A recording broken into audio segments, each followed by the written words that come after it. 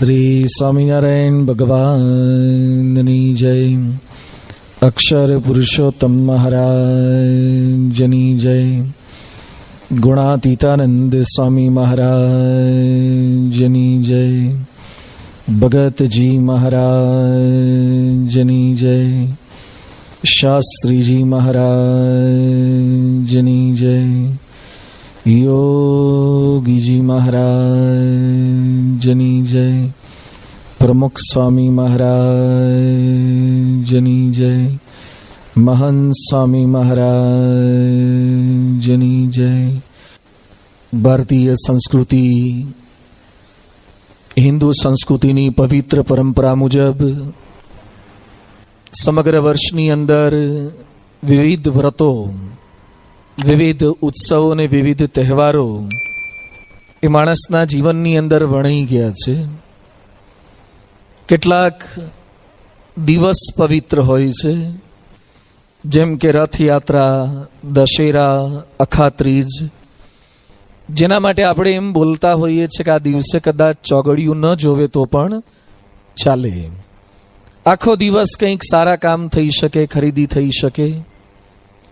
કેટલાક દિવસ પવિત્ર છે, પણ આ તો આખો મહિનો પવિત્ર છે. શ્રાવણ માસ આખો મહિનો જ પવિત્ર.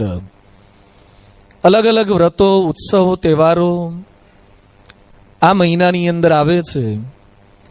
અને નાના મોટા ઉત્સવો ન હોત તો માણસ માત્રનું જીવન એક રોબોટ જેવું બની ગયું હોત.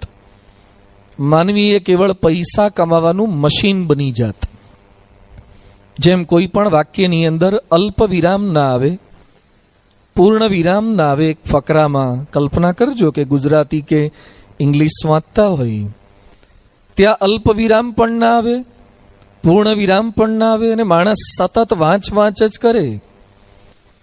કદાચ વધારે વંચાય ખરું, પણ સાંભળવાની મજા આવે ખરી? ક્યાંક અલ્પ વિરામની જરૂર છે, ક્યાંક પૂર્ણ વિરામની જરૂર છે, ક્યાંક પેરેગ્રાફની જરૂર છે. એમ આપણા સૌ કોઈના જીવનની અંદર આ વ્રતો, ઉત્સવો, તહેવારો દ્વારા ક્યાંક અલ્પ વિરામ છે, ક્યાંક પૂર્ણ વિરામ છે, ક્યાંક ઉદ્ગાર ચિહ્ન છે. ઉત્સવ, વિધિ, પરંપરા કદાચ આપણને સમજાય કે ન સમજાય, કેટલુંક ન પણ સમજાય. જેમ માથે શિખા રાખવામાં આવે છે, ચોટી રાખવામાં આવે છે, કદાચ બૌદ્ધિક દ્રષ્ટિએ, આધુનિક દ્રષ્ટિએ ન પણ સમજાય. બ્રાહ્મણો જનોઈ રાખે છે, કેટલાક લુવાણા રાખે છે, કેટલીક અન્ય જ્ઞાતિમાં પણ જનોઈ રાખે છે. શા માટે જનોઈ રાખવાની? ચાવી ભરાવા માટે, ચાવી પડી ના જાય એના માટે. જનોઈનો ઉપયોગ કેવળ ચાવી પૂરતો નથી. એની પાછળ ઇતિહાસ છે, એની પાછળ બ્રહ્મા, વિષ્ણુ, મહેશનું એક સાનિધ્ય છે, એની પાછળ દેવ ઋણ, ગુરુ ઋણ, પિતૃ ઋણ એને યાદ કરવાનું એક પર્વ છે. એટલે કેટલીક વિધિ, કેટલીક પરંપરા કદાચ આપણને ન સમજાય. એને લીધે કદાપી એમ ન બોલવું કે ખોટું છે, મને નથી સમજાતું એમ બોલવું. કેવળ આપણા ત્યાં જ નથી આ ઉત્સવો, પર્વો. વિદેશની અંદર પણ પોતપોતાની માનીતા મુજબ, પોતાના ભગવાન, પોતાની બિલીફ એને અનુસાર ઉત્સવો કરે છે. જ્યાં જ્યાં ખ્રિસ્તી સંસ્થાઓ છે, ખ્રિસ્તી ધર્મ છે, એના ભક્તો છે, ત્યાં ઈસ્ટર નામનો એક પર્વ આવે છે. ઈસ્ટર એ શું છે? તો ઈસુને મૃત્યુ પામ્યા પછી વધ સ્તંભ પર ઈસુને ચડાવ્યા. અને કેટલાય ચર્ચની અંદર આપણે જોઈએ છીએ લાકડા ક્રોસ આમ કરેલી, ઈસુને એના પર ચડાયા હતા. મૃત્યુ પામ્યાના ત્રીજા દિવસે ઈસુ પાછા જાગ્રત થયા.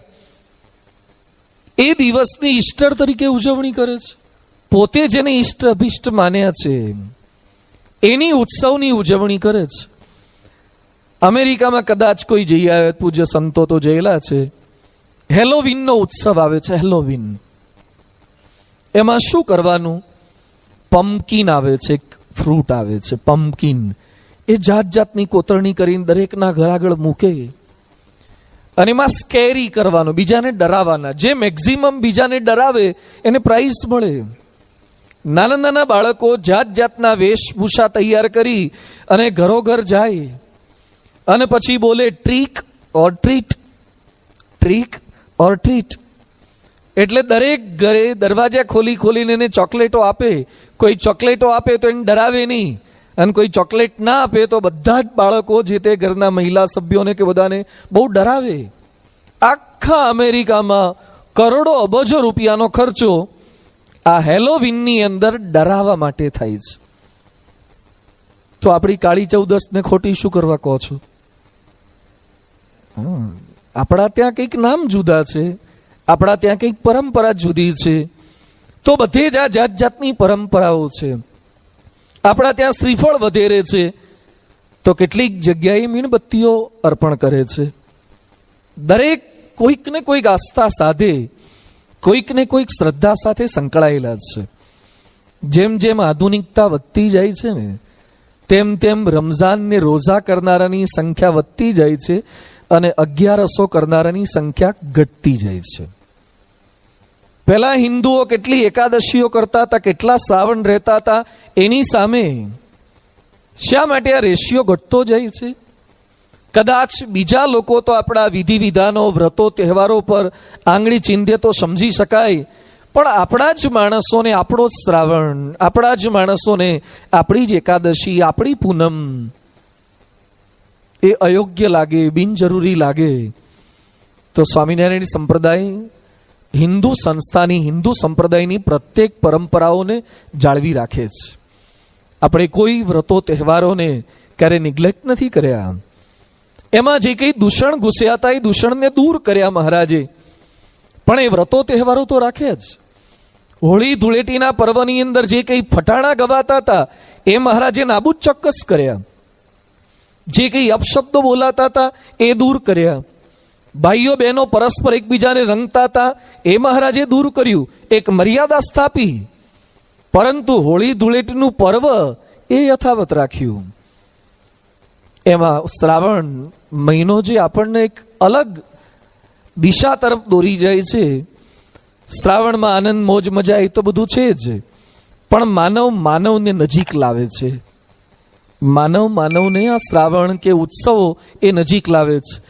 રક્ષાબંધન એટલે બેન ભાઈના ત્યાં જાય, ભાઈ બીજ એટલે ભાઈ બેનના ત્યાં જાય. ક્યાંક મામેરાની પ્રથા છે, મામા ભાણિયાની દરકાર કરે. ક્યાંક શ્રાદ્ધ પક્ષ ઉજવાય છે, મરી ગયેલાને પણ પાછા યાદ કરે. આપણા પ્રત્યેક ઉત્સવો એ માનવને નજીક લાવવાનું કામ કરે છે. આ ઉત્સવો માનવ પશુ પક્ષીને નજીક લાવે છે. ક્યાંક ગૌ પૂજા આવે છે, ક્યાંક દશેરાએ ધણનું પૂજન કરવામાં આવે છે. તો આપણા પશુ પક્ષીઓ જે આપણને સહકાર આપે છે એનાથી નજીક આવો. માનવ પ્રકૃતિને નજીક લાવે છે ઉત્સવો. ક્યાંક વટ સાવિત્રી વ્રત છે, ક્યાંક પીપળાનું પૂજન થાય છે, ક્યાંક વડનું પૂજન થાય છે, ક્યાંક તુલસી વિવાહે તુલસીનું પૂજન થાય છે. પ્રકૃતિના તત્વો છે, વૃક્ષો છે, છોડ છે, એની સાથેની આપણી આત્મીયતા વધતી જાય, એના ઉપકારોનું સ્મરણ કરી શકીએ, એના માટે આ ઉત્સવો છે. અને ઉત્સવો એ માનવ અને પરમાત્માને નજીક લાવે છે, માનવને પરમાત્મા સુધી દોરી જાય છે. અન્નકૂટની એક પ્રથા, રોજ આપણે તો જમતા જ હોઈએ, પણ નવું જે કંઈ તૈયાર થયું હોય અન્ન એ કૂટ બનાવીને ભગવાનને અર્પણ કરવું. આપણા જન્મદિવસ તો ઉજવાતા જ હોય, પણ કૃષ્ણ જન્મ્યા હતા એટલે જન્માષ્ટમી, રામ જન્મ્યા હતા એટલે રામનવમી, સ્વામિનારાયણ ભગવાન જન્મ્યા હતા એટલે હરિજયંતી. જો વ્રતો તહેવારો કે જન્મ જયંતીઓ ન હોત ને તો વામન ક્યારે જન્મ્યા હતા ને નૃસિંહ ક્યારે જન્મ્યા હતા એ પુસ્તકોમાં તો ભણાવવામાં આવતું જ નથી. ભલે કદાચ ઉપવાસ સ્વરૂપે આપણને આપ્યું હોય વામન દ્વાદશી કે નૃસિંહ જયંતી, પણ એટલું તો ખબર પડે કે હજારો વર્ષો પહેલા નૃસિંહ નામના કોઈક અવતાર થયા હતા, એની આ નૃસિંહ જયંતી છે. નહીં તો વર્ષો પછી ગાંધી જયંતી યાદ રહેશે, કારણ કે ગાંધી એક પોલિટિકલ બંધારણમાં સેટ થઈ ગયા છે, જ્યારે રામકૃષ્ણ કે અવતારો કોઈ બંધારણમાં સેટ નથી થયા. એ આસ્થા સાથે સંકળાયેલા છે. તમે જોજો, સરકાર ક્યારેક ઉત્સવોની રજાઓને કાપકૂપ કરે છે, પણ જે જાહેર રજાઓ છે સરકારી ગોઠવાયેલી છે એમાં કાપકૂપ નથી થતી. એટલે હિન્દુ પ્રજાની અંદર જ કોણ જાણે કમનસીબી છે. એક મુસ્લિમની રજા આપવામાં આવે છે ઈદની, કે આમ રજા ડિક્લેર કરી હોય જુદી, પણ પછી એની રજા ડિક્લેર શેના આધારે થાય છે? ચાંદના આધારે. ચાંદના આધારે. ચાંદ કેટલો દેખાય છે, જો પ્રોપર દેખાય તો રજા ડિક્લેર થાય, ન દેખાય તો પાછું એક દિવસ ઠેલવામાં આવે. સરકારે રજા ડિક્લેર કરી હોય છતાં ઉપરથી આદેશ આપવામાં આવે કે ચાંદ દેખાયો નથી તો મુસલમાનોને હવે બીજા દિવસે રજા આપો. શું કમનસીબી છે આપણા દેશમાં, અથવા તો શું એ લોકોની જો હુકમી, અથવા તો શું હોલ્ટ છે કે એને હિસાબે 20 કરોડની પ્રજા, એનો એક વ્રત, એનો એક તહેવાર, એમાં સરકારી રજાઓ આગી પાછી કરીને પણ એના વ્રતો ઉત્સવોને ઉજવવામાં આવે. જ્યારે આપણી રક્ષાબંધન કે આપણા વ્રતો તહેવારો એ બિનજરૂરી ક્યાંક લાગે. આ વ્રતો ઉત્સવ તહેવારો, પહેલા પણ હું બોલ્યો, સમજાય કે ન સમજાય એની પાછળનું મર્મ રહસ્ય પણ એ ખૂબ જરૂરી છે. આજે રક્ષાબંધનનું પવિત્ર પર્વ છે. પારાયણને માણીએ પહેલા આજના દિવસને થોડોક સમજવાનો પ્રયાસ કરીએ. બેન ભાઈને રક્ષા બાંધે છે, વેપારી નાળિયેરી પૂજન, સમુદ્ર પૂજન કરે છે, બ્રાહ્મણો વિપ્રો આજે યજ્ઞો પવિત બદલે છે. શું છે આ રક્ષાબંધન?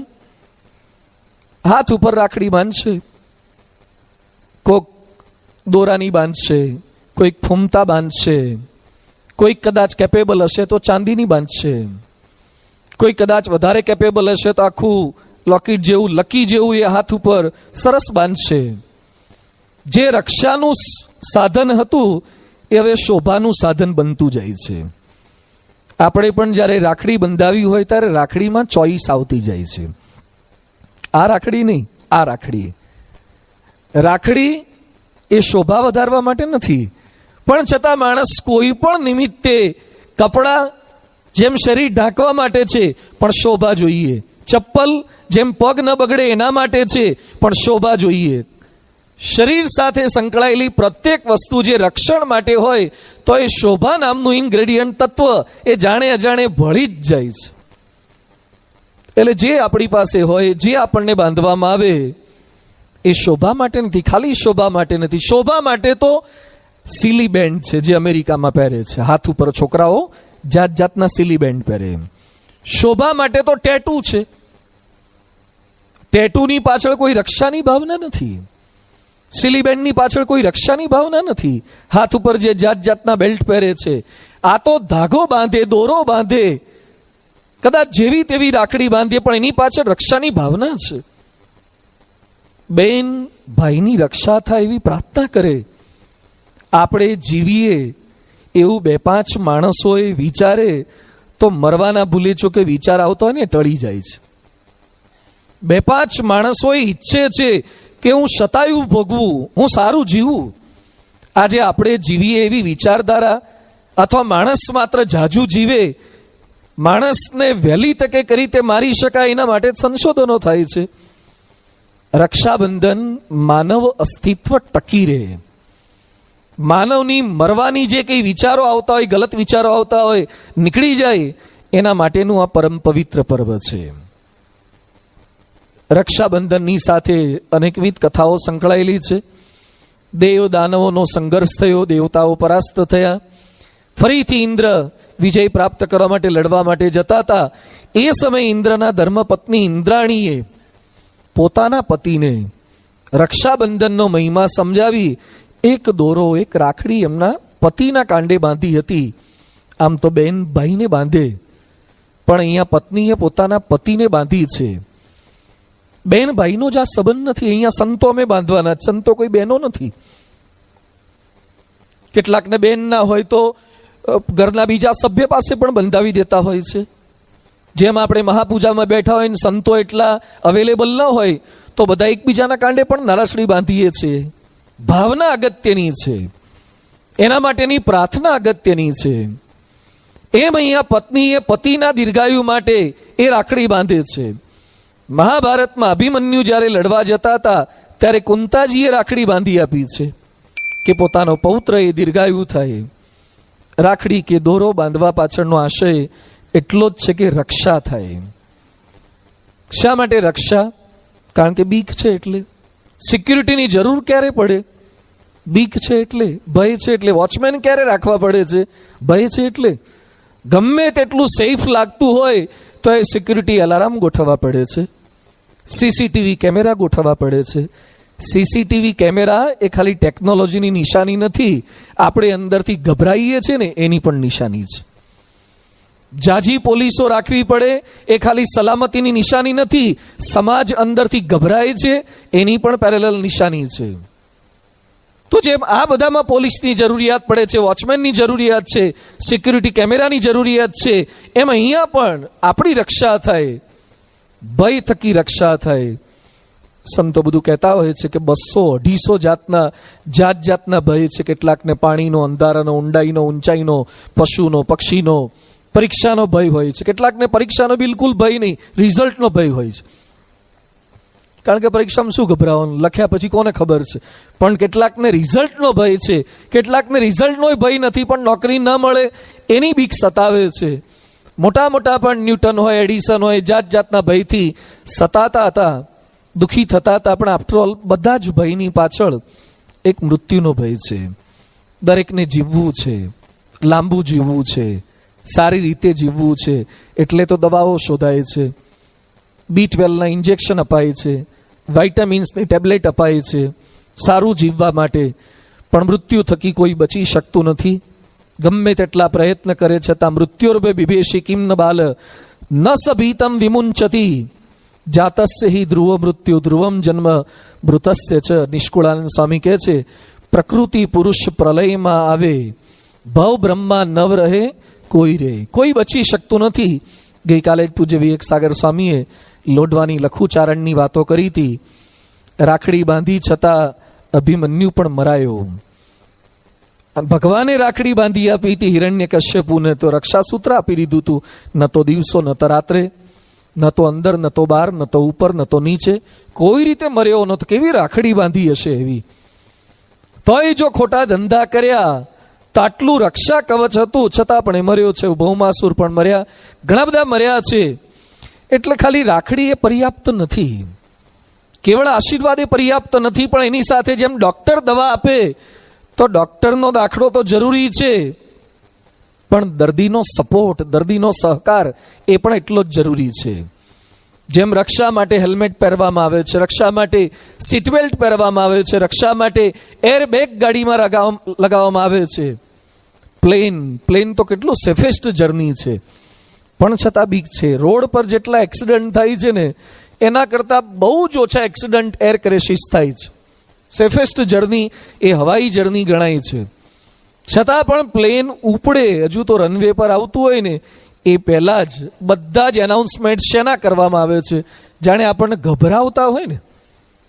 એમાંય જે પહેલી વાર બેઠો હોય ને એટલે એમ કે ઇમરજન્સી બારી અહીંયા છે, ગમે ત્યારે કૂદવાનું થાય. એમાંય પાછું હવામાં તકલીફ પડે તો આ માસ્ક છે, અને એમાંય કદાચ નીચે પડવાનું થાય ને પાણીમાં પડવાનું થાય તો આ લાઈફ જેકેટ છે. પહેલી વાર બેઠા ને એમ થાય ખરું ખુલશે કે નહીં ખુલે, ઉપરથી 30,000 35,000 ફૂટ ઉપરથી પડવાનું. તો એ લોકો પણ સલામતી માટે આપણને કેટલા જાગૃત કરે છે. અહીંયા બેઠેલા એ મોટા ભાગના ઇન્સ્યોરન્સ ઉતરાયા હશે, કોઈ કે વ્હીકલનો ઇન્સ્યોરન્સ, કોઈ કે લાઈફ ઇન્સ્યોરન્સ, જાતના કેટલાક પોતાની ફેક્ટરીના ઇન્સ્યોરન્સ. જે ફૂટબોલ રમનારા હોય છે ને, ફૂટબોલ, એ લોકો પોતાના અંગૂઠાનો વીમો ઉતરાવે છે. અંગૂઠાનો, પગની આંગળીઓનો, પગનો. આ બધા માઇકલ જોર્ડન ને બધા એના હાથના વીમા ઉતરાવે છે. પેલો પહેલે હતો ને એ બધા પગના, મેરેડોના ને બધા હતા. પગનો ₹1 કરોડ વીમો ખાલી અંગૂઠાનો. કારણ કે ફૂટબોલ રમતા અંગૂઠાને કીક એવી મારવામાં આવે પેલા બોલને, અને અંગૂઠો મચકોડાઈ જાય તો એક અંગૂઠાની એટલી તકેદારી રાખવામાં આવે છે. પણ બધું જ કર્યું હોય, સીટ બેલ્ટ બાંધેલા એ મરી જાય છે. આખા પ્લેન ગુમ થઈ જાય છે. પેલા લાઈફ જેકેટ હોતા, લાઈફ જેકેટ સાથે પ્લેન ગુમ થઈ જાય છે. શું કરવાનું? ગમે તેટલા સાધનો સલામતીના રાખ્યા હોય છતાં પણ. એટલે મહારાજ કહે છે આ સાધનો બહુ બચાવી નહીં શકે. ભગવાને નક્કી કર્યું હશે તો સીટ બેલ્ટ હોય કે ગમે તેટલું હોય, પ્લેનમાં બેઠા હોય તો પણ આખા પ્લેન ક્રેશ થઈ શકે છે. ભય થકી રક્ષા કરવા માટે એ આત્મજ્ઞાન છે, પરમાત્મા જ્ઞાન છે. જે શુકદેવજીએ પરીક્ષિતને આવી રાખડી બાંધી આપી. ત્વમ તુ રાજન મરીષ્યસી પશુ બુદ્ધિ ઇમામ જહી, તું મરી જઈશે ભય જ કાઢી નાખને. અખંડાનંદ સ્વામી વાઘ પાસે ગયા, વાઘે ખુલ્લામાં, સ્વામીએ ખુલ્લામાં. આપણે તો વાઘ પાંજરામાંથી હું આટો બોલાવે ને તો એ ઘણા પ્રદ્યુમન પાર્કની બહાર આવી જાય. પેલો બંધ હોય, ખબર છે આપણને કેટલી બીક છે. વિદેશ કદાચ કોઈ ગયા હોય ને તો એમ્પાયર સ્ટેટ બિલ્ડિંગ કે મોટા બિલ્ડિંગોમાં, ત્યાં એફિલ ટાવરમાં પણ છે, અમુક હાઈટ ઉપરથી તમે નીચે જોઈ શકો ને એના માટે ગ્લાસ વિન્ડો હોય છે, એટલે ગ્લાસ ડેસ્ક જેવું આખું ઉપરથી તમારે જોવાનું. એટલે ફ્લોરિંગ છે નું જેમાં આપણે કોટા સ્ટોન છે એમ આખું ગ્લાસનું ફ્લોરિંગ, અને એટલું મજબૂત બનાવ્યું હોય ને કે એના ઉપર જેટલા ઊભા રાખવાના એના કરતાં 5 ગણા 10 ગણા માણસો કૂદે ને છતાં એ ગ્લાસ ના તૂટે. વર્લ્ડ ટ્રેડ સેન્ટરમાં હતું, રોકોફેલરમાં છે, એમ્પાયર સ્ટેટ બિલ્ડિંગમાં છે, પેલા બુર્જ ખલીફા ટાવરની અંદર છે, એટલે ઉપરથી જોઈ શકે.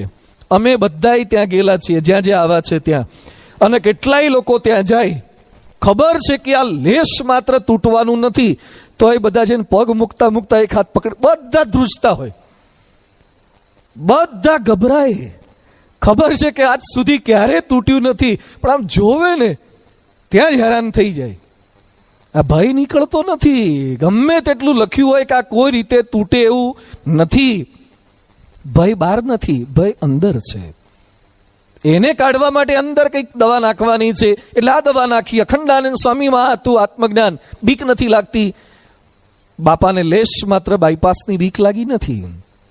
સાહજિક બાપા 98માં ત્યાં વિદેશ લઈ ગયા, એન્જિયોગ્રાફી કરાવીને ડોક્ટર બોલ્યા કે તમારા ગુરુ જ્વાળામુખી પર બેઠા છે. ક્યાં બેઠા છે? જ્વાળામુખી પર. ગમે તે સમયે બ્લાસ્ટ થઈ શકે એમ છે.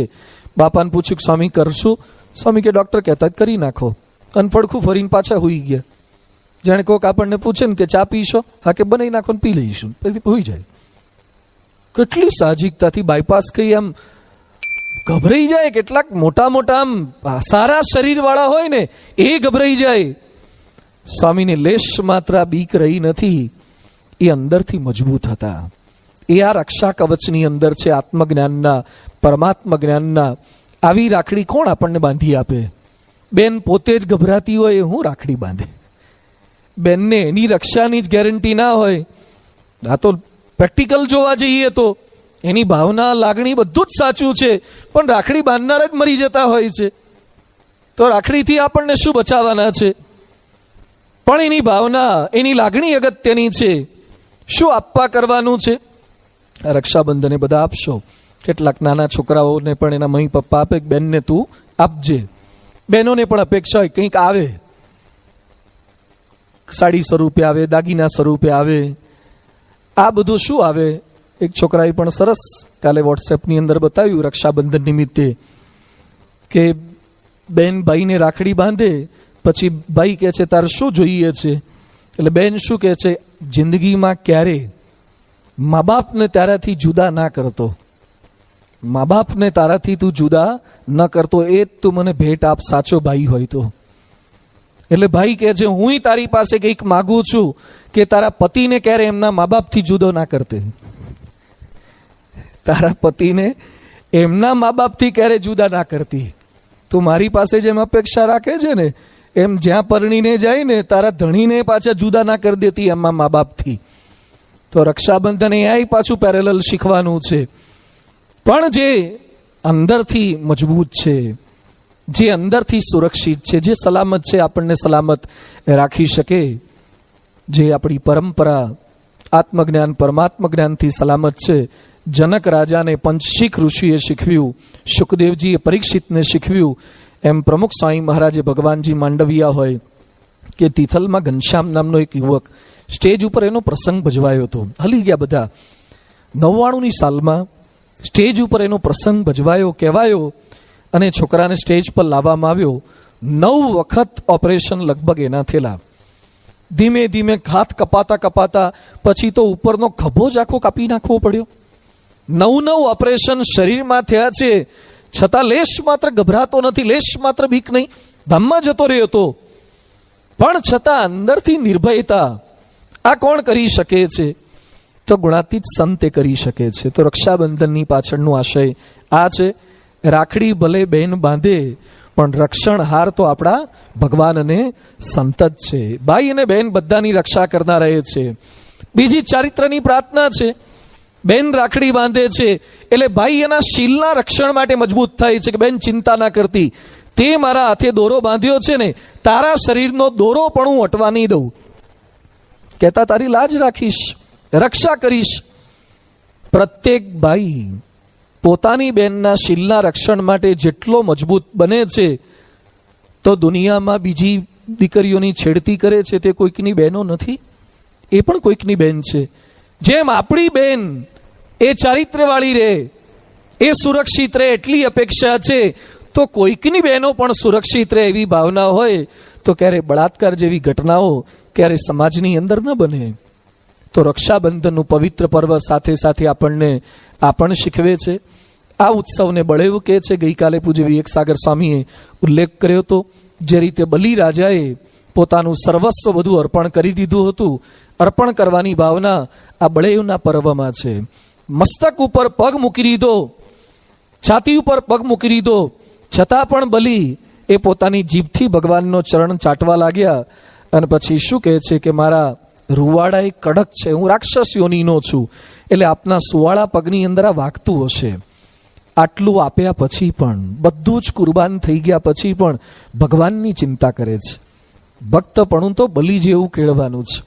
બધું જ સમર્પિત કર્યું હોય છતાં પણ ભગવાનનો વિચાર રે. બાપા ઉત્તરાખંડ યાત્રામાં ગયા હતા 1987ની સાલમાં, અને પછી બાપા ઘણું બધું ચડીને ડોલીમાં કે બધી રીતે ગયા હોય, બધો આખો ઠંડો પ્રદેશ છે અને થાક્યા હોય. અને સંતો વાત કરે છે, પૂજ્ય બ્રહ્મતી સ્વામી, ઘણા બધા સંતો ત્યાં હતા. તરત બધાને આમ પેલો ગરમ પાણીના કુંડ હતા, એની અંદર સ્નાન કરવાના વિચાર આવે. ગૌરી કુંડ કે એની અંદર સ્નાન કરવાના વિચાર આવે. થાકેલા હતા બધા, અને તો થોડીક રાહત થાય. ત્યારે બાપા કે પહેલા ઠાકોરજીને સ્નાન કરાવીએ, ભગવાન થાક્યા હશે. ભગવાન હે ને થાકવાના, એને તો ઉંચકીને લઈ ગયા છે, એક ડગલું એ હાલ્યા નથી. અને બધા વસ્ત્રો સાથે સેટ કરેલા હતા, કશું એમને ઠંડી ગરમી અડવાનું જ નહોતું. તોય સ્વામી એટલા શાંતિથી, ફોટોગ્રાફ પણ છે, એટલા શાંતિથી ઠાકોરજીને સ્નાન કરાવે છે. પોતે થાક્યા હોય છતાં પણ ભગવાનનો પહેલા એમને વિચાર રહે છે. 74ની સાલમાં અપમાન થઈને પાછા આવવું પડ્યું, છતાં પણ ઠાકોરજીને શીરો ધરાવે છે. જેમ બલિ પોતે બધું જ ગુમાવી બેઠો છે છતાં એ ભગવાનનો વિચાર કરે છે, એમ બાપાએ આખી આફ્રિકાની યાત્રા ગુમાવી દીધી છે, જતું કર્યું છે, માન સન્માન બધું, છતાં પણ ઠાકોરજીના શીરાનો વિચાર કરે છે. બળેવ એટલે આ છે. બલિને સમજાવવાનો, પાછા પાડવાનો પ્રયત્ન શુક્રાચાર્ય કરે છે, છતાં એની મોહબ્બતની અંદર આવતા નથી. ભગવાનને રાજી કરવાનો વિચાર હતો, એટલે આ બળેવ રક્ષાબંધન આ છે. બીજું આને નાળિયેરી પૂનમ પણ કહે છે. માછીમારો સમુદ્ર દેવતાનું પૂજન કરતા હોય છે. પોતાની નૌકા સલામત રહે એના માટે આપણે કીર્તનોમાં પણ ઘણી વાર ગઈએ છીએ, આવ્યો શરણે હું શ્રીજી, સંભાળજો રે મારી નૈયાને પાર ઉતારજો. ગમે તેટલી મજબૂત નૌકા કરી હોય, પેલા લાકડાની હતી, હવે ફાઈબરોની કરે છે, ગમે તેટલી મજબૂત કરી હોય છતાં સમુદ્ર એક ઝાપટ મારે ને કેટલી નૌકાઓને ઊંધી વાળી નાખે છે. ઘણી વાર આપણે ક્યાંક કથામાં સાંભળ્યું હશે, ટાઇટેનિક, બ્રિટનની વ્હાઇટ સ્ટાર લાઇન કંપનીએ બનાવેલું આ જહાજ હતું. 882 ફૂટ લાંબુ, 882 ફૂટ. આપણા 3 સભા મંડપ થાય ને, આ 3 સભા મંડપ થાય એટલું આ જહાજ લાંબુ હતું. 104 ફૂટ પહોળું અને 46,303 ટન વજન. 46,303 ટન વજન. કેટલો વજન કાંટા વે બ્રિજ હોય છે ને રાજકોટમાં, કેટલી કેપેસિટીના હોય, 46,000 ટન. અને કેટલા માણસોએ ભેગા થઈને બનાવ્યું હતું? 1700 એન્જિનિયરો. 1700 તો એન્જિનિયરો અને માણસો જોડાયા હતા અને એટલું સિસ્ટમેટિક બનાવ્યું હતું. નીચે ભંડકિયામાં બેઝમેન્ટમાં 16 ખાના એ રીતે કર્યા હતા કે ગમે તેવા સુનામીમાં ડૂબે નહીં. એટલું પ્રિસાઇઝ વર્ક બધું કર્યું હતું. અને એના માટે એના બનાવનારા બોલતા હતા અનસિંકેબલ, અનબ્રેકેબલ, ક્યારે ડૂબે નહીં અને ક્યારે તૂટે નહીં. છતાં એ જ એની ફર્સ્ટ વોયેજ, પહેલી જ મુસાફરીમાં એક હિમશિલા સાથે અથડાઈ ગયું 300 ફૂટની લાંબી તિરાડ પડી, પાણી ભરાઈ ગયું. પહેલી જ યાત્રામાં 1513 માણસો આજીવન ડૂબી ગયા, મરી ગયા, જળ સમાધિ લઈ લીધી. અનસિંકેબલ ને અનબ્રેકેબલ હોઈએ ને તો પણ હિમશિલાઓ એવી પડી છે ને જેનાથી આપણને તિરાડો પાડી દે છે, ડૂબાડી દે છે. એટલે અહીંયા ભગવાનને પ્રાર્થના એ કરવાની છે કે અમારી નાવ એ ક્યારે ડૂબે નહીં, ક્યારે અમે આ સંસાર સાગરની અંદર ડૂબી ન જઈએ, એ પ્રાર્થના ભગવાનને કરવાની છે. બીજી પ્રાર્થના એ કરવાની છે, નાળિયેરી પૂજન કરે છે આ દિવસે. શા માટે નાળિયેરનું પૂજન કરે છે, શા માટે નાળિયેર આપણે વધેરીએ છીએ, એનામાંથી પણ શીખવાનું છે. આટલા સારા બીજા ફ્રૂટ ઉપલબ્ધ છે છતાં પણ વર્ષોથી જ્યાં નાળિયેરની પ્રથા ચાલી આવે છે, નાળિયેર ગુણવાન છે, એ આપણને પ્રેરણા આપે છે. પ્રથમ વયસી પીતમ તોયમ અલ્પમ સ્મરંત, કે નાળિયેરે ઉપકારનો બદલો ક્યારે ભૂલતું નથી. બાલ્યકાળની અંદર થોડું ઘણું પાણી પીધું હોય તો પણ એ નાળિયેર એને પાછું આપે છે, ભૂલતું નથી. ઉપકારનો બદલો ક્યારે કોઈનો ભૂલવો નહીં. સેવકરામની ઘણી સેવા કરી છતાં પણ સેવકરામ ભૂલી ગયા છે, એટલે નાળિયેરી પૂજન કરવામાં આવે છે. બીજું, નાળિયેર બહારથી રફ છે, રફ એન્ડ ટફ છે, પણ અંદરથી મીઠું છે. આપણે કદાચ બહારથી જેવા હોઈએ એવા, કદાચ ગૌવર્ણા હોય, કેટલાક કાળા હોય, કેટલાક લાંબા ટૂંકા ખીલવાળા, આપણો ચહેરો એ આપણા હાથમાં આવે નથી. જે ભગવાનને ડાઈમાંથી સેટ કરીને આપ્યો એ પ્રાપ્ત થઈ ગયો છે. બહુ ગમે તેટલા ફેશિયલ બેશિયલ કરશો તો એ બહુ જાજો ફેરફાર નહીં થાય. બહારથી જે આપણને પ્રાપ્ત થયું છે એમાં ચેન્જ આપણે નહીં કરી શકીએ, પણ અંદરનું ચેન્જ થઈ શકે. કલામ બહારથી રૂડા રૂપાળા નહોતા, અબ્રાહમ લિંકન રૂડા રૂપાળા નહોતા. રામકૃષ્ણ પરમહંસનો ચહેરો જોજો, અહીંયા મિશનની અંદર મૂર્તિ પધરાઈ છે, એના ફોટોગ્રાફ પણ એટલા એવા નહોતા સારા, પણ છતાં એ અંદરથી સારા હતા. તો વિવેકાનંદ જેવા એને ઝૂક્યા છે, મોટા મોટા માંધાતાઓ ઝૂક્યા છે. અંદરનું આપણા હાથમાં છે, જે અંદરથી ફેરફાર કરવો નાળિયેર થોડુંક શીખવે છે. આ નાળિયેર ક્યાંક રણ પ્રદેશમાં હોય છે, ક્યાંક દરિયાકાંઠે હોય છે, આજુબાજુની બધી જ આબોહવા વિપરીત છે. ક્યાંક ખારી આબોહવા છે, ક્યાંક ખારું પાણી મળે છે, પણ નાળિયેર આવા ખારા પ્રદેશની અંદર પણ પાણી કેવું આપે છે? મીઠું. મારી આજુબાજુનું વાતાવરણ ગમે તે હોય, મારે જે મારી મીઠાશ એને ચલિત થવા દેવી નથી. કેટલાક પૂજા ન કરે, કેમ? કોઈ નથી કરતું, હું ક્યાંથી કરું? ડુંગળી લસણ ખાઈ જાય, કેમ? બધા ખાતા હતા, હું એકલો કરી તો બચી શકું. તમારી આજુબાજુ ગમે તેટલી ખારી આબોહવા હોય, પણ છતાં તમે મીઠો ગર્ભ જાળવી શકો છો. આ નાળિયેરમાંથી પ્રેરણા લેવા જેવી છે. આજુબાજુ ભલે ખારું પાણી હોય, આજુબાજુ ભલે રણ પ્રદેશ હોય, આપણે સોનાના દોરાની જેમ આપણો રંગ એ જાળવી રાખવાનો છે. એટલે નાળિયેરી પૂજન છે. અને આપણા કેટલાય એવા ભક્તો છે કે ગમે તેવી આબોહવાની અંદર એમણે પોતાનો અંદરનો નિશ્ચયરૂપી ગર્ભ કે નિયમરૂપી ગર્ભ એને ચલિત થવા દીધો નથી. આજનું આ રક્ષાબંધનનું એટલે આ પર્વ છે. આપણે પણ ભગવાન અને સંતના ચરણોની અંદર પ્રાર્થના કરીએ છીએ, અને મહારાજે તો આપણને ગેરંટી આપી છે. જેતલપુરના 5મા શું કહે છે? અમારો દ્રઢ વિશ્વાસ રાખશો અને કહીએ તેમ કરશો તો મહાકષ્ટ આવી પડશે. 7 દુકાળ, કેટલા? 7 દુકાળ સળંગ જોયા હોય એવા કેટલા છે? 7 દુકાળ. 7 વર્ષમાં એક પણ વખત વરસાદ ન પડ્યો હોય, લેશ માત્ર વરસાદ ન પડ્યો હોય. 7 વર્ષ સળંગ વરસાદ ન પડે તો સરકારોની આપણી બધાની હાલત શું થઈ જાય? મહારાજ કહે છે સળંગ 7 દુકાળ પડ્યા હોય છતાં પણ અમે રક્ષા કરીશું. મહારાજ ત્યાં સુધી કહે છે કે ઉગર્યાનો કોઈ આરો ન હોય, ઉગર્યાનો કોઈ આરો ન હોય છતાં પણ અમે રક્ષા કરશું. જો સત્સંગના ધર્મ નિયમમાં રહેશો તો રક્ષા કરે છે. સ્વામી વાતોમાં પહેલા પ્રકરણની 22મી વાતમાં લખે છે, ભગવાન તો ભક્તની રક્ષા કરે જ છે જેમ પાપણ આંખની રક્ષા કરે છે. આપણે ઊભા હોઈએ ને કોઈ સહેજ આમ કરે ને તરત આંખ બંધ થઈ જાય. કેટલી આમ તરત પાપણ આપણી આંખની રક્ષા કરે છે, હાથ કંઠની રક્ષા કરે છે. કોઈ આપણી બાજુમાં ઊભો હોય ને આપણને મારવા માટે આવે, આપણા હાથમાં કોઈ પણ વેપન ના હોય, લાકડી પણ ના હોય, તો આપણા ઉપર કોઈ એટેક કરવા એટલે હાથ ક્યાં ધરી દઈએ છે? સીધા આપણે ગળા બાજુ. ઓટોમેટિક અંદરથી સિક્યુરિટી સિસ્ટમ ડિઝાઇન થયેલી જ છે. કે હાથ ભલે કપાઈ જાય, હાથ ભલે ભાંગી જાય, પણ કંઠ સાચવી લેવાનો, ગળું ને મસ્તક સાચવી લેવાના. એટલે મોટે ભાગે કોઈ એટેક કરે ને ત્યારે પોતાનું બચાવવા માટે આમ કરે. સ્વામી કહે છે હાથ કંઠની રક્ષા કરે, માવતર છોકરાની રક્ષા કરે છે, રાજા પ્રજાની રક્ષા કરે છે, એમ ભગવાન તો પોતાના ભક્તની રક્ષા બંધન કરવા માટે જ બેઠા છે. સારંગપુરમાં પેલા દેવા કણબીનો મોભ, ખાલી દેવો બોલ્યો કે બચાવો, ભગવાન બચાવો. હવે દેવો તો કઈ સ્વામિનારાયણનો ચુસ્ત નિષ્ઠાવાળો હરિભક્ત પણ નહોતો, છતાં શ્રીજી મહારાજ સાંભળીને ત્યાં પહોંચ્યા. આખી રાત શ્રીજી મહારાજે દેવા કણબીનો મોભ પોતાના ખભે મૂકી રાખ્યો છે. અહીંયા ખભા ઉપર કાપો પડી ગયો ત્યાં સુધી એના ઢોર ઢાંકર નીકળી જાય, બધું રાત રચેલું નીકળી ગયું ત્યાં સુધી રક્ષા કરી છે.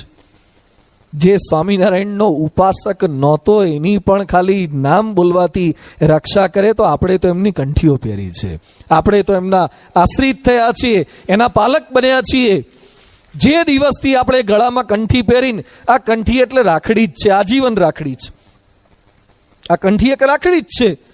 કંઠી જ્યારે સંતો પહેરાવે છે અને વર્તમાન ધરાવતા શું બોલે છે? કાળ, માયા, પાપ, કર્મ, યમ, દૂત, ભયાદ અહમ. એના ભય થકી મારી રક્ષા થાય. પ્રપન્નોસ્મી એટલે હું તમારા ચરણે આવું છું, તમારો આશ્રિત થઉં છું. જ્યારથી આપણે કંઠી પહેરી ત્યારથી જ રાખડી બાંધી દીધી, શરણાગતિ એ સ્વીકારી લીધી છે, ભગવાન અને સંતની શરણાગતિ સ્વીકારી છે. અને જે આશ્રિત થાય એની રક્ષા કરે. કાશીદાસ મોટા, એનું ઘર બોચાસણમાં સળગ્યું ને મહારાજ ગરડામાં બેઠા બેઠા એનું ઘર ઓલવે, મહારાજના હાથ દાજી ગયા ત્યાં સુધી. બોયરાના વાસુર ખાચર થકી નાજા જોગેની રક્ષા કરવા માટે વિસનગરથી મહારાજ ત્યાં પહોંચ્યા. તો રક્ષા કરી છે, શારીરિક રક્ષા કરી, આર્થિક રક્ષા કરી, પણ સૌથી મોટી રક્ષા જન્મ મરણ થકી રક્ષા છત્રાસાના પેલા પ્રતાપસિંહ બાપુ એની રક્ષા કરી છે. ભગવાન અને સંતના યોગમાં આવ્યા એટલે રક્ષા કરવાના જ છે. જુનાગઢમાં ગુણાતીતાનંદ સ્વામી નવાબના બગીચામાંથી નીકળ્યા અને અચાનક એક મોર ત્યાં ફરતો હતો અને સ્વામીની નજર સહેજે સહેજે મોર ઉપર નજર પડી. પછી સ્વામી તો નજર કરીને થોડાક આગળ નીકળ્યા. ત્યાં પાછળ કોઈક પારધી આવ્યો છે અને એને મોરનો શિકાર કરવા માટે બંદૂકમાંથી ગોળી છોડીને ધડાકો કર્યો. એક ધડાકો કર્યો તો અહીં મોર છટકી ગયો, બીજો ધડાકો કર્યો તો અહીં મોર છટકી ગયો, ત્રીજો ધડાકો કર્યો તો અહીં મોર પકડમાં આવતો નથી, નિશાનમાં લાગતું નથી બરાબર. એ સમયે સ્વામી સાથે ખરી ભગત હતા એ શું બોલ્યા? તું હો ધડાકા કરીશ ને હો ધડાકા બંદૂકના કરીશ તો એ મોર લાગમાં નહીં આવે, કારણ કે એના પર ગુણાતીતની દ્રષ્ટિ પડી ગઈ છે. ગુણાતીતની દ્રષ્ટિ પડી ગઈ છે. હવે તું એને શિકાર નહીં કરી શકે. અને જ્યારથી ગુણાતીતાનંદ સ્વામીએ જોયું ત્યાર પછી જ સરકારે નિર્ણય લીધો અને મોરને કયું પક્ષી જાહેર કર્યું? રાષ્ટ્રીય પક્ષી. બીજા પક્ષીનો કદાચ તમે શિકાર કરો ને તો સજા નથી, પણ મોરનો શિકાર કરો ને તો જેલ સુધીની સજા છે. કોની દ્રષ્ટિ પડી ગઈ છે? ગુણાતીતની દ્રષ્ટિ પડી ગઈ છે. એટલે પરમેનન્ટ સદીઓ સુધી જેટલા મોર જન્મશે ને એની રક્ષા સ્વામીએ કરી નાખી, રાખડી બાંધી દીધી મોરને. કોઈ દિવસ એને તકલીફ ના થાય. એક વાર ખાલી દ્રષ્ટિ મોર પર પડી, એને બચાવતા હોય, આપણા પર કેટલી દ્રષ્ટિ એમણે કરી છે. તો શારીરિક રક્ષા, આર્થિક રક્ષા, વ્યવહારિક રક્ષા, વ્યસન થકી રક્ષા, વહેમ થકી રક્ષા, વિકારો થકી રક્ષા, આ બધી જ રક્ષા કરવા માટે બેઠા છે. પરંતુ સૌથી વધારે આપણે ભયભીત છીએ આપણા પોતાના સ્વભાવોથી. આપણને જેટલી બીક બહારનાની નથી લાગતી ને એટલી બીક અંદરનાની લાગે છે. ભારતને બોર્ડરો જેટલી સાચવવી જરૂરી છે ને એના કરતાં અંદરની ઇકોનોમી તોડી નાખનારા માણસો બહુ ખતરનાક છે. આ નોટબંધી કરી એની પાછળનું કારણ જે ડુપ્લિકેશન છે ને, બનાવટી નોટો આખી ઇકોનોમી તમારી તોડી નાખે. એમ બહારના ભય થકી તો બચવાનું છે, પણ અંદરનો ભય છે તો પારાયણ એ છે જે આપણને દોષો સ્વભાવો એના થકી બચાવે છે. એટલે પારાયણનો વિષય છે હરિ રીજાની રીતડી. આ વખતે ચોમાસું સારું છે, વરસાદ સારો પડ્યો એટલે ક્યાંક જમીન ઉપર કાંઈ દેખાતું નહોતું ને એ બધું પણ સરસ રીતે દેખાવા લાગ્યું અને ધરતી આખી લીલી ચાદર ઓઢી હોય ને એવી આખી થઈ ગઈ. વરસાદ થઈ, વૃષ્ટિ થઈ એટલે આખી ધરતી લીલીછમ થઈ, એમ છેલ્લા 15 દિવસથી કથા વૃષ્ટિ થાય છે એટલે સભા મંડપ પણ આખો લીલોછમ થઈ ગયો છે. બધો લીલોછમ થાય છે કારણ કે ઉગી નીકળે, બધા અંદરથી ફૂટી નીકળે, જે ન દેખાતા એવા પણ દેખાય. આ કથા વૃષ્ટિને લીધે દેખાય. પણ જેની જેટલી તાકાત, જેમ વરસાદ તો એક સરખો પડે પણ કેટલાક અડધા ફૂટના થાય, કેટલાક ફૂટના થાય, કેટલાક 5-5 ફૂટના થઈ જાય, મોટા ઝાડવા જેવા તો આગળ વધી જાય. બીજમાં જેટલી તાકાત હોય એટલા આગળ વધે. આ શ્રાવણ માસની કથા આ છે. પૂજ્ય સુધીપ્રકાશ સ્વામી લાભ આપ્યો, જ્ઞાન વિજય સ્વામી લાભ આપ્યો, વિવેક સાગર સ્વામી લાભ આપ્યો. આ કથા પાછળનો આશય, કથા પ્રેરણા પર્વ છે, પ્રસન્નતા પર્વ છે, પરિવર્તન પર્વ છે. કોઈક છોકરો મેડિકલમાં જાય એટલે કોઈક એને પૂછે કે તું મેડિકલમાં કેમ ગયો, MBBS કેમ સિલેક્ટ કર્યું? એ કે અમારા પેઢીની અંદર ઘણા બધા ડૉક્ટર જ છે, મારા પપ્પા ડૉક્ટર છે એટલે હું ગયો. બીજો કોઈક મેડિકલમાં જાય, એને પૂછો કે તું કેમ ડૉક્ટરમાં ગયો? એ કે મારી 7 પેઢીમાં કોઈ ડૉક્ટર નથી. એટલે કોઈક તો થાય. કોઈકને બધા ડૉક્ટર છે એટલે મેડિકલમાં જાય છે, કોઈને કોઈ મેડિકલમાં નથી એટલે જાય છે. ત્રીજો જવાબ શું આપશે? કમાણી બહુ છે, આમાં કમાણી ખૂબ છે. ખાલી નાની મોટી ગોળીઓ આપવાની, ઇન્જેક્શન આપવાના, મોટા મોટા બિલ હોય એટલે કમાણી ખૂબ છે. કોઈક કે આમાં સન્માન ખૂબ છે. સાહેબ સાહેબ, ડૉક્ટર સાહેબ બચાવી લેજો ને, સાહેબ સાહેબ કે. કોઈક કે ભગવાનની રચના, ડૉક્ટર થઈએ તો જ સમજાય. કોઈક કે માનવ સેવા થાય, મારે ગરીબોની સેવા કરવી છે. કોઈક કે મને ઇન્ટરેસ્ટ બહુ છે એનાટોમીમાં, મને માનવ શરીરમાં ઇન્ટરેસ્ટ બહુ છે. કોઈક કે ટકા આવી ગયા, બીજું કરવું શું? ટકા એટલા આવી ગયા છે એટલે મેડિકલમાં જઈએ. કોઈક કે બધા આગ્રહ બહુ કરે છે એટલે મેડિકલમાં ગયો છું.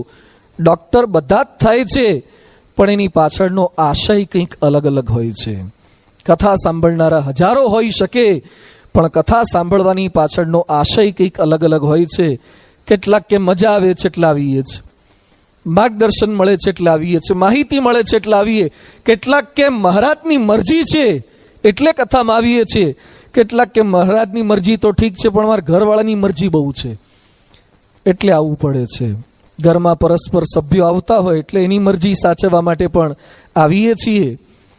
કથા અલગ અલગ રીતે આપણી બધી સાંભળી, ક્યાંક ગ્રંથની, ક્યાંક શાસ્ત્રની, ક્યાંક શ્લોકની. હવે આ 4 દિવસ સુધી થોડીક ભજન પર વાત સાંભળવાની છે. કીર્તન ઉપર આપણે કથા કરવી છે, કીર્તનના શબ્દ ઉપર થોડીક વાત સાંભળવી છે, સમજવી છે.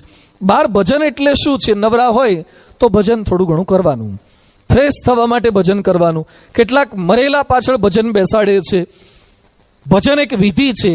કેટલાક ફંડ ફાળો ભેગો કરવા માટે ડાયરો કરે, ભજન ગવડાવે. શેના માટે? ગાયોના ઉદ્ધાર માટે. હવેડો બનાવે ને ગામમાં, હવેડો ઢોર માટે, એના માટે ભજન સંધ્યા ગોઠવે, એના માટે પ્રોગ્રામ કરે. પાણીના ટાંકા માટે કરે, ક્યાંક સ્કૂલ માટે કરે. આ જે ભજનની વાતો કરવી છે કોઈ ગાયો માટે નથી કરવી, હવેડા માટે નથી કરવી, સ્કૂલ માટે નથી કરવી. આપણા ત્યાં ભજન એ રાજીપાનું શ્રેષ્ઠ માધ્યમ છે. ભજન એ ભગવાન સાથે જોડાવાનું શ્રેષ્ઠ માધ્યમ છે. ભજન એ મળ્યું તેનું આભાર માનવાનું શ્રેષ્ઠ માધ્યમ છે. મહારાજ ઉમરેઠ પધાર્યા હતા અને નંદરામના ત્યાં રસોઈ જમ્યા. પછી જમી રહ્યા પછી મહારાજ શું કહે છે? લોભિયાનું અન્ન જમ્યા છીએ. લોભી હતા એ ભાઈ, રસોઈ આપી હતી પણ લોભી હતા. મહારાજ કે લોભિયાનું અન્ન જમ્યા છીએ તો ભજન કરવું પડશે. એટલે આંબાના ઝાડ નીચે, એક તો ઉનાળાનો તાપ, ખરી ગરમી, એમાંય ત્યાં રસોઈ જમ્યા હતા. અને મહારાજ કે ભજન કરો, ઊભા ઊભા ભજન બોલો, ઝીલણિયા ભજન બોલો. એટલે ગુણાતીતાનંદ સ્વામી, તદ્રુપાનંદ સ્વામી 2 કલાક નોનસ્ટોપ કીર્તનાવલી વગર, કીર્તનની એપ્લિકેશન PDF ફાઇલ વગર 2 કલાક સુધી નોનસ્ટોપ ભજન બોલ્યા છે. આપણા ત્યાં ભજન જે કંઈ મળ્યું છે એનો આભાર માનવાનું શ્રેષ્ઠ માધ્યમ છે. આપણા ત્યાં ભજન એટલે ભગવાન આપણને સમયે સમયે આપતા રહે એની પ્રાર્થના કરવાનું માધ્યમ છે. યોગી બાપા 1966માં મુંબઈમાં બોલ્યા હતા કે અમારે સારંગપુરથી મુજીદડ જવું તો 7:30ની ટ્રેન ચૂકી ગયા, 1:30 વાગે બીજી ટ્રેન આવે. અને બોટાદની અંદર વિરોધી હતા, એમાં બગીચામાં અમે જે ભજન કર્યું. અને ચૂડાના સ્ટેશન માસ્તર આવ્યા, જૂના મંદિરના હતા. અમને પૂછ્યું તમે ક્યાંના? અમે છુપાયું નહીં અને અમે બોલ્યા કે અમે તો નવા મંદિરના, અમે તો અક્ષર પુરુષોત્તમના. ક્યાં જવાના? મોજીદડ જવાના. જમવાનું શું કરશો? એટલે યોગી બાપા કે હાજર રહ્યા તો ત્યાં જઈને રસોઈ કરશું, નહીં તો કોરા કડાકા. યોગી બાપા આવું બોલ્યા કે હાજર રહ્યા તો ત્યાં જઈને જમશું, નહીં તો કોરા કડ, કારણ કે ટ્રેનમાં બૈરા અડી જાય તો કોરા કડાકા. હાજર રહ્યા કહેતા સલામત રહ્યા તો. એટલે પેલા કહે છે તો હું બ્રાહ્મણ જ છું, હું જૂના મંદિરનો છું, પણ મારે જૂના નવાનો ભેદ નથી, મારા ત્યાં જમો. પછી યોગી બાપા મુંબઈમાં શું બોલ્યા કે ભજન કર્યું તો એણે અમને જમાડ્યા અને ટ્રેનમાં બેસાડ્યા. ભજન એ ભગવાનનો આભાર માનવા માટે છે. ભજન એ ભગવાન પાસેથી આપણા સંકલ્પોની પૂર્તિ માટે છે. એટલે શિક્ષાપત્રીમાં શ્રીજી મહારાજ કહે છે 63મા શ્લોકમાં, ભગવાન મંદિરમ સર્વૈહિ સાયમ ગંતવ્યમ અન્વહમ. નિત્ય સંધ્યા સમયે ભગવાનના મંદિરે જવું, નામ સંકીર્તનમ કાર્યમ, નામ સંકીર્તન કરવું. રોજ સવાર સાંજ ભજન કરવાનો આપણને આદેશ આપ્યો છે, પણ એક તો ભજન આપણને આવડે નહીં, રુચિ હોય નહીં. આવડતા હોય પાછા આપણે ગઈએ તો આજુબાજુવાળા દૂર જતા રહે. એટલે હવે મંદિરોમાં કેસેટ પર ભજન વગાડી દઈએ છીએ હવાર હાંજ. એટલે ભલે આપણે ગઈએ નહીં તો સંભળાય તો ખરા, ભજન સાંભળવા તો આપણને મળે. આ ભજન એના આધારે આપણે વાત સમજવાના છીએ. એમાં મુક્તાનંદ સ્વામીના જે પદો છે એના ઉપર સમગ્ર કથા 4 દિવસની આ પારાયણ છે. 12 ફિલ્મના જેટલા કંઈ ગીતો લખાય છે કે ભજનો લખાય છે ને, એ પ્રોફેશનલ માણસો છે. મુક્તાનંદ સ્વામીએ જે પદ રચ્યું છે એ અંદરથી ભગવાન સાથે જોડાયેલા હતા. વડોદરાની અંદર શાસ્ત્રાર્થ હતો અને શાસ્ત્રાર્થની અંદર વિદ્વાનો ભેગા થયા હતા અને સાબિત શું કરવાના હતા કે સ્વામિનારાયણ સંપ્રદાય વૈદિક નથી. એ વખતથી ચાલ્યું આવે છે. તો હમણાં ભદ્રેશ સ્વામીએ પૂરું કર્યું કે સ્વામિનારાયણ સંપ્રદાય વૈદિક છે. વેદાંતિઓ બોલી ઉઠ્યા અને બધા લોકો એ સમયે ચર્ચા કરવાની હતી કે સ્વામિનારાયણ સંપ્રદાય વૈદિક છે કે નહીં. અને જો સ્વામિનારાયણના સાધુઓ આ સાબિત ન કરી શકે તો ગાયકવાડ સરકારની જ્યાં જ્યાં સરહદ છે એની અંદર સ્વામિનારાયણના સાધુએ પ્રવેશ પણ નહીં કરવાનો. આ એલાન આપી દીધું ગાયકવાડ સરકારના દીવાને બધાએ. મહારાજ સુધી વાત પહોંચી કે વડોદરામાં શાસ્ત્રાર્થ છે અને જ્યાં જ્યાં ગાયકવાડના ગામ છે ત્યાં ઘૂસી નહીં શકીએ જો આપણે સાબિત નહીં કરીએ તો. કોને મોકલવા? શાસ્ત્રાર્થ હતો. એટલે મહારાજે મુક્તાનંદ સ્વામી કીધું, સ્વામી તમે જાઓ. મુક્તાનંદ સ્વામી કે મહારાજ હું તો ખાલી ભાગવત ભણેલો છું, મને વાદ ગ્રંથો તો ભણ્યો નથી, મને ન્યાય સિદ્ધાંતને આ બધું કંઈ ફાવે નહીં, ન્યાયના ગ્રંથોને દલીલો કરવી કશું ફાવશે નહીં. મહારાજ કે જાઓ તમે, પ્રવેશ થશે. મુક્તાનંદ સ્વામી ત્યાં ગયા અને ત્યાં તો આખા દેશ વિદેશના પંડિતો ભેગા થયેલા હતા અને જાત જાતના દાખલા દલીલો કરે. મુક્તાનંદ સ્વામીને ગભરામણ થઈ કે આની અંદર કેમના ફાવાશે. એટલે મુક્તાનંદ સ્વામી શાસ્ત્રાર્થમાં જતા પહેલા પગે ઘૂઘરા બાંધ્યા હતા. પુરુષ સંત હતા પણ પગે ઘૂઘરા બાંધ્યા. હાથમાં લીધી કરતાલ, બાપાને આપણે કરતાલ લઈને ભજન કરતા જોયા છે. પગમાં ઘૂઘરા બાંધ્યા, હાથમાં કરતાલ લીધી અને મહારાજની સ્તુતિ કરતા કરતા વડોદરાના રાજમાર્ગો ઉપર મુક્તાનંદ સ્વામી કયું પદ બોલ્યા? વાલા રૂમઝુમ કરતા કાન મારે ઘેર આવો રે, વાલા અબળા ઉપર મેર કરજો મોરારી રે, મારી લાજ રાખજો. મહારાજે દર્શન આપ્યા, હાર પહેરાયો અને મહારાજ બોલ્યા કે સ્વામી તમારામાં રહીને હું બોલીશ, મેનો લઈને તેડવા આવશે. બધા સંતો કીર્તન ગાતા ગાતા જજો, પંડિતો તમને નમસ્કાર કરશે, જીત પ્રાપ્ત થશે. મહારાજે આશીર્વાદ આપ્યા.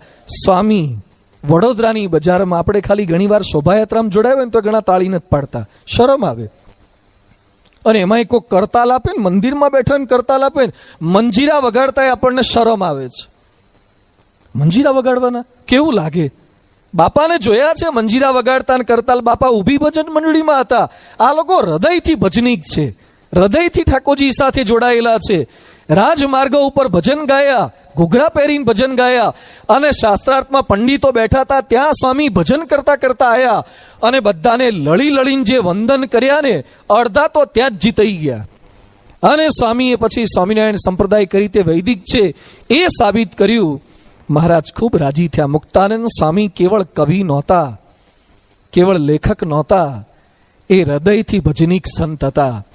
ગરડામાં મહારાજે પરમહંસોને ભેગા કર્યા અને પછી પૂછે છે કે તમારામાં કયો ગુણ છે, ચમત્કાર હોય તો બતાવો, તમારામાં કયું ઐશ્વર્ય છે.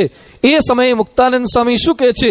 ગમે તેઓ મલિન આશયવાળો હોય અને ન પલળે તેઓ પથ્થર જેવો હોય, ન પલળે તેઓ પથ્થર જેવો હોય, પણ મારી વાત સાંભળે તો એનું અંતઃકરણ ફૂલ જેવું કોમળ થઈ જાય અને ભગવત સન્મુખ થઈ જાય એવો મારી વાણીમાં આપની કૃપાથી ગુણ જણાય છે. મુક્તાનંદ સ્વામીની વાણી એવી હતી. એ મુક્તાનંદ સ્વામી જે પદો રચ્યા છે, મોહનને ગમવાને ઈચ્છો માનુની, સાંભળ બેની હરી રીજાની રીતડી, જેના પર મહંત સ્વામી મહારાજે સારંગપુર જ્યારે પધારતા ત્યારે અનેક વખત સાંભળ બેની હરી રીજાની રીતડી, મોહનને ગમવાને ઈચ્છો માનુની, એના પર એમણે નિરૂપણ કરેલું છે. એ સ્તુતિ કરતા કરતા આપણે 4 દિવસ દરમિયાન મુક્તાનંદ સ્વામીના એ પદો, ભગવાનને રાજી કરવાની રીત શું હોઈ શકે? કેટલાક લોકો રીત શીખવા જાય છે. શેની? પીઝા કઈ રીતે બનાવાય, ઘરે કઈ રીતે બનાવવા, એટલે કે પીઝા બનાવવાની રીત શીખવાડો. ક્યાંક ખાવા પીવાની રીત શીખવી છે, ક્યાંક કપડાં પહેરવાની રીત શીખવી છે, ક્યાંક વાળની સ્ટાઇલો શીખવી છે. આ બધી રીત આપણે શીખીએ છીએ, પણ હરિ રીજાની રીત શું હોઈ શકે? શા માટે મુક્તાનંદ સ્વામી આવા પદો રચ્યા? અને મુક્તાનંદ સ્વામી કીર્તનની અંદર શા માટે શબ્દ વાપરે છે? સાંભળ બેની હરિ રીજાની રીતડી. શા માટે બેન શબ્દ મુક્તાનંદ સ્વામીએ વાપર્યો છે? મુક્તાનંદ સ્વામીએ એમના બેનને સંબોધીને આ પદો રચ્યા છે. સાધુ થયા પછી પણ મુક્તાનંદ સ્વામીએ બેનને સંબોધીને કેમ પદ રચવા પડ્યા છે, એનો ભવ્ય ઇતિહાસ મુક્તાનંદ સ્વામીએ 4 પદોમાં કેવી સુંદર વાતો કરી છે. એને આગામી દિવસોની અંદર એક ભાઈ પોતાના બહેનને કયા પ્રકારની રાખડી બાંધી શકે, આજે રક્ષાબંધન એ યથાર્થ પદ આ મુક્તાનંદ સ્વામીના છે.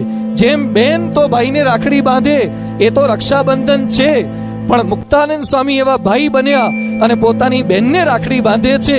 સાંભળ બેની હરી રીજાની રીતડી. આવી રાખડી 4 દિવસ સુધી સ્વામી આપણા કાંડે બાંધવાના છે. એની વિશેષ વાતોને આપણે આગામી દિવસોની અંદર સમજવાનો પ્રયાસ કરીશું. શ્રી સ્વામિનારાયણ ભગવાનની જય.